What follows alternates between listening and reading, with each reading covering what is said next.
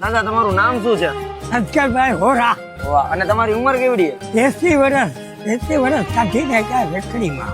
આ રેકડીમાં કઈ કઈ વસ્તુઓ વેચો છો? રમકડા, પિંજરા ને ગલ્લા. તો તમે કઈ બીજું મોટું કરવાનું કેમ ન વિચાર્યું? પૈસા વગર કાંઈ ના થાય. તમારા ઘરમાં બીજા કોણ કોણ કામ કરે છે?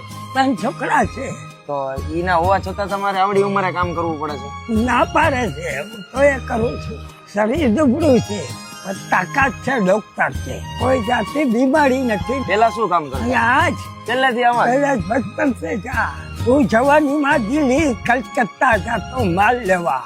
દિલ્હી સસ્તું મળતું. દુકાન કરી પણ ના ફાયદી. આખો દી કોઈ એક ગ્રાહક ના આવે.